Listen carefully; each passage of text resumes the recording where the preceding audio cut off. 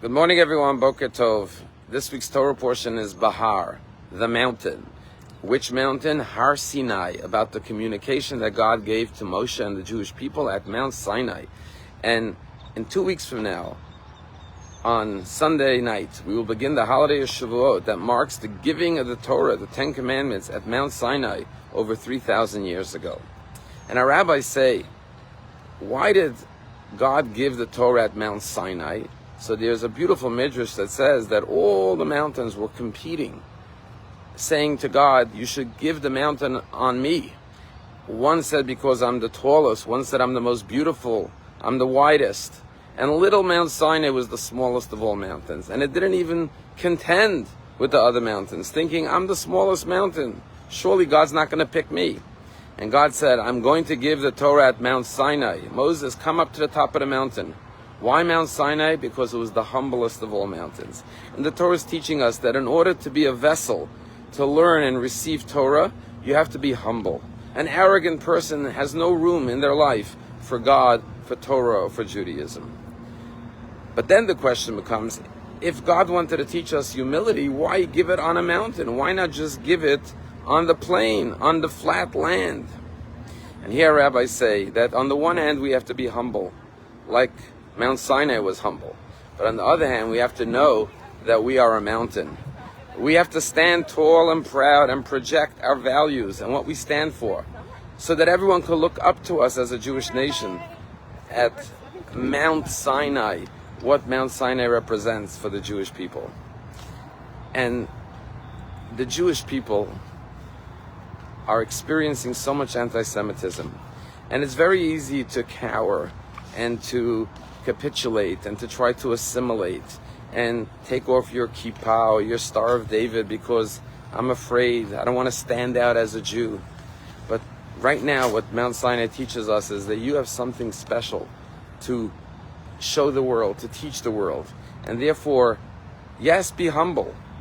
Don't be arrogant that you are a Jew, but always remember to stand tall and proud like a mountain. Someone reached out to me, a member of our synagogue, with something very disturbing yesterday. He was looking into buying a luxury car in a dealership right here in Palm Beach County. And he had gone to see the salesman who he knew for many years and purchased cars from him in the past. But he wasn't just a salesman. He was actually one of the owners of the dealership, a very large, successful dealership here in Palm Beach County. And he showed an interest in a certain car, and the guy said, I'll look into it. And he didn't hear back from him, and he kept on texting him, and he said, I'll get back to you, I didn't forget you. And finally, after 6 months, he said, let me look around elsewhere. And sure enough, he found the car he was looking for. He sent him this very nice text saying, listen, dear so-and-so, thank you so much for helping, but I happened to find the car elsewhere, and I ordered it, and thank you so much, but I'm good now, and just want to wish the best to your family, and have a good weekend. He gets back a text from one of the partners of the dealership that says, I was working on the car, I was waiting for a response, I just didn't want to get back to you till I knew for sure, but once again, you act like a spoiled Jew. And then he uses a slur, a curse word. And he says, but you think you're something special, but you're really not. And then he says to him, you're not buying a car from me, it is a gift from God. Well, this member of our synagogue wasn't going to take that. And so he sent a copy of this text to every salesman in the dealership and to the partner of the dealership. And he said, is this the type of an anti-Semite, racist, bigot you want to work for and be in business with?